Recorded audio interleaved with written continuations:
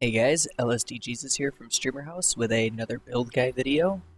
Today I am going to be showing off my Reclaimers support build. This is a group support build, so I have 2,100 firearms, 3,100 stam, and 2,000 electronics. Its main focus is buffing and just supporting your group overall in both PvP and PvE. So its main set pieces are Reclaimers. Um, We'll go over what Reclaimers does. First of all, it gives you support station healing speed, consumable duration, and now consumables and special ammo used now apply to your entire group. So if I pop fire rounds, my entire group gets fire rounds. If I drink water, my entire group gets water. So it buffs the entire group and by an immense amount. Huge buffs. The reason why I have, we'll go over the firearms and stuff later, but for armor priorities, I've got some exotic damage resilience and armor on my chest. My skill attributes, I would really love to have some smart cover damage resilience or some pulse critical hit damage, just until I could get some better pieces of Reclaimer's gear to get my skill power up even higher. So, Reclaimer's chest, Reclaimer's mask, and the other set you're going to use paired with this is Tacticians, just for that bonus skill power. Now, as you can see, my gloves here have some pulse critical hit damage on them. That's nice. But the reason why I'm focusing on around 2,100 firearms is because I use this skill called Cool-Headed on all of my guns, and it requires 1,900 firearms to activate. And what that does is getting any headshot reduces your skill cooldowns. And when you're in the underground, there's a directive that makes it using one skill puts both of your skills on cooldown. Well, now you can support your group even better because you constantly have your skills up. So, knee pads here. I actually rolled armor on my knee pads. As you can see, it's 240 gear with 268. Eventually, you could probably ditch that armor.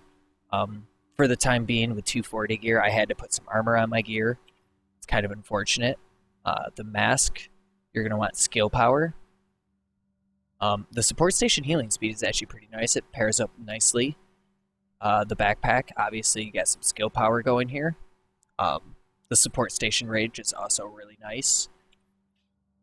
The gloves, just whatever, crit, whatever you could get, some crit. Got some marksman rifle damage, that's nice. The holster, 3-stat, with some armor rolled on it.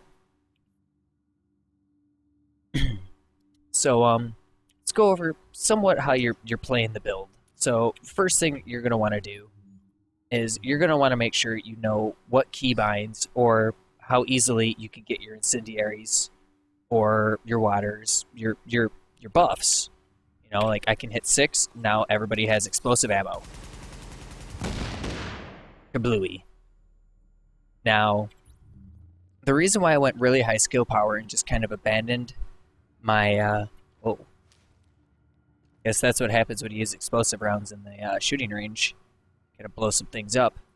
But the main reason why I went support is, as you can see, outside of my buffs, we're getting, 200,000 headshots with the M1A. Now, we pop out some smart cover, we do a pulse. Now we're doing 500,000, but everybody in your group is going to be getting that huge damage buff. And just to show off here, some skill cooldown. You ready? Alright, we'll throw it on a smart cover. We won't even hop in it. See, it's on cooldown. It's slowly coming up there. But look at that. Bam, I have my smart cover up now. Instantly. Done and done. So, Cool-Headed is really nice on this build. Really helps you just keep your skills up so you can support your group. Another thing, I know everybody's going to hate me for this, but if you don't want to run smart cover, you can run BFB. And with Cool-Headed on your guns, 40k skill power,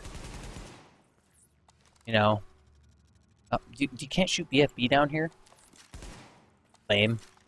But yeah, you've got the skill power. You can actually run BFB with this build if you really wanted to. So your main focus on the build with your mods, when you're modding your gear, is going to be skill power or armor. That's all you're going to want on your mods. Mod up to where, if you have to, get your firearms. After that, I started focusing electronics just for even more skill haste. As much skill haste as humanly possible. as much skill power as you can get. Now, as you can see, my toughness is kind of low. I only have 93k health, but that is overridden quite a largely amount by my smart cover. As you can see, when I'm in my smart cover, I take 62% less damage. So it's really quite the buff. And of course, it gives you nice damage. As you can see, this is a Caduceus, or the Caduceus, however you want to pronounce it. It's a 182 weapon. And I'm actually hitting pretty decently with it in my smart cover as a support guy. You know, I'm mainly there to help support my group, give them buffs, you know, explosive rounds as soon as they proc, you know, and just be there to help support your group. Now, say there's somebody in your group with a little bit higher skill power, or, you know, maybe their pulse is a little bit better, you could always run a heal. You've got a high skill power, a high cooldown. You could keep your group healed really, really easily with this. So for your talents, you're going to want triage if you're in a group, no triage if you're not in a group. I always run steady hands now. Steady hands is just, it's beautiful for me. You're going to want combat medic. I don't really run a heal too often with this build, so combat medic, heal in your group. Critical save always comes in super handy. Battle buddy for resin your allies. Obviously, if you're running BFB, you're going to want some chain reaction. Oh, and I got delta'd. But yep, that is it for the build. Let me know what you guys think. If you think there's more improvements. Obviously, heroic dragon whatever isn't out yet, so I can't get the better gear. But yeah, that's the basis of my Reclaimer support build. Thank you for watching, and see you guys later.